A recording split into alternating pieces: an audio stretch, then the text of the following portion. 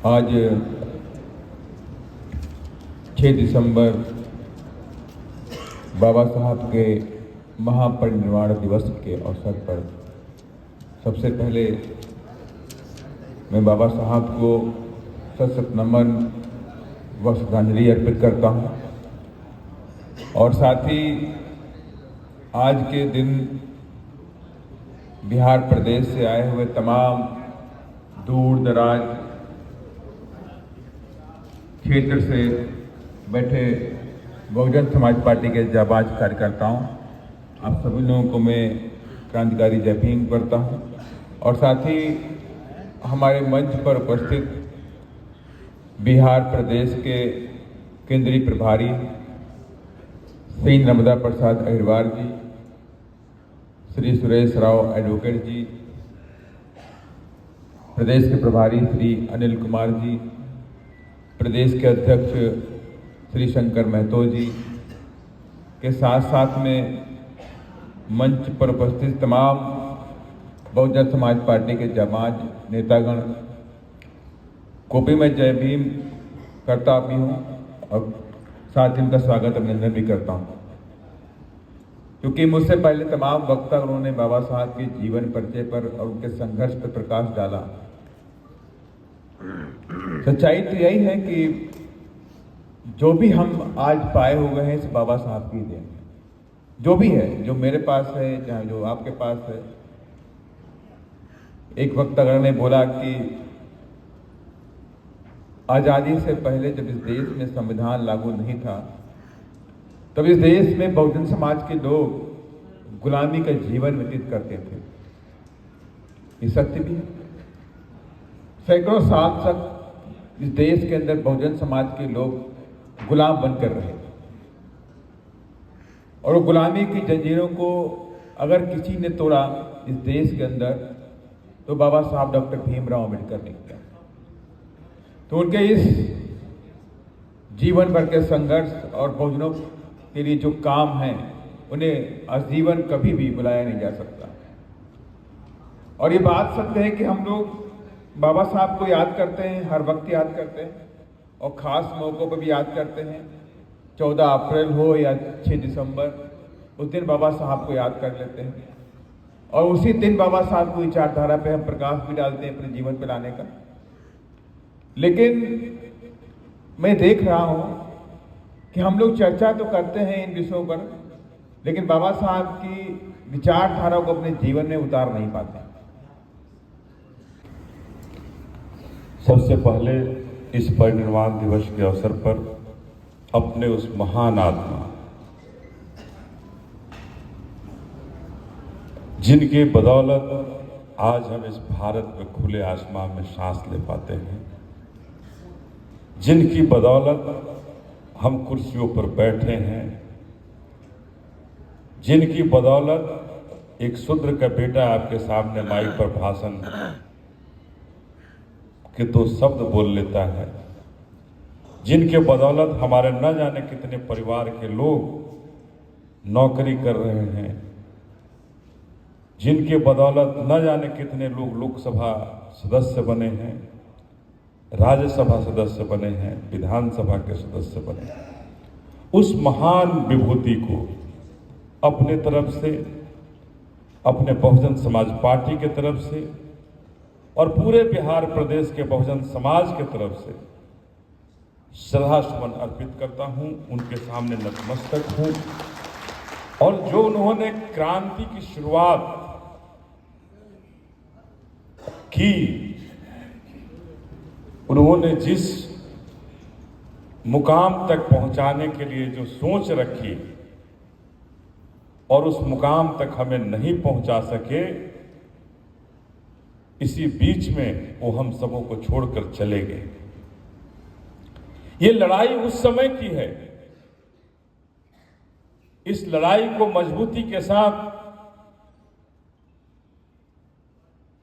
जब लड़ाई की आस टूट रही थी,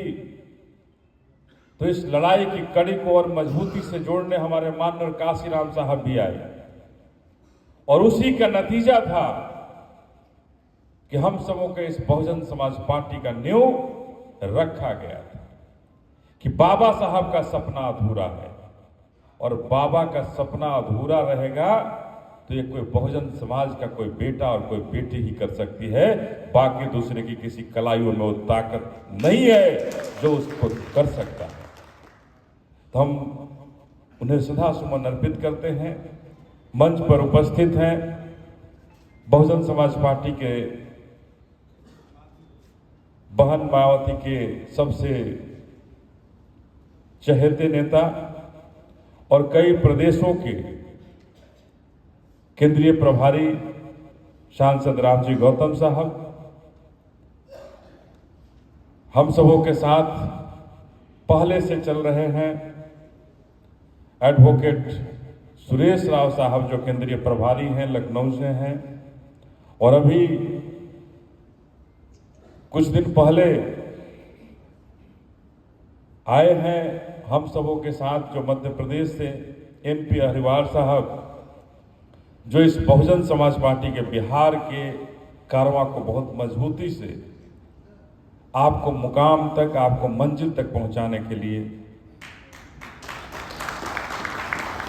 इस पार्टी बहुजन समाज पार्टी के प्रदेश। जब संविधान नहीं था बाबा साहब का, तब हमारे पूर्वज कैसे थे, कितने डॉक्टर, इंजीनियर, वकील थे हमारे घर में, कितने एमपी एमएलए थे, और संविधान होने के बाद कितने हैं, तो आपको लगेगा सचमुच उस इंसान ने हमारे लिए खुद को खत्म कर दिया। इसलिए हम संकल्प लें सब आज, और अगर निश्चित रूप से हमारे कर्म अच्छे हैं तो 2025 में बिहार में सत्ता में आने से हमें कोई नहीं रोक सकता है। बस हम झूठ बोलना बंद कर दें, जो बोलें वही करें, क्योंकि तमाम लोगों ने कहा है और गीता में उपदेश भी है, तथागत बुद्ध ने भी कहा है, कर्म अगर सच्चाई है तो कर्म कहां निष्फल होगा, वो आज नहीं तो कल होगा। हर संकट का हल होगा, वो आज नहीं तो कल होगा। इसलिए हमें इन सारे महापुरुषों को, तथागत बुद्ध से लेकर के, और अगर हम मानवर काशीराम साहब तक, माननीय बहन जी तक देखेंगे, सारे महापुरुष हमारे कर्मों पर ही टिक करके यहाँ तक पहुँचे हैं। कर्म पर उन्होंने बहुत काम किया, बहुत भरोसा किया है।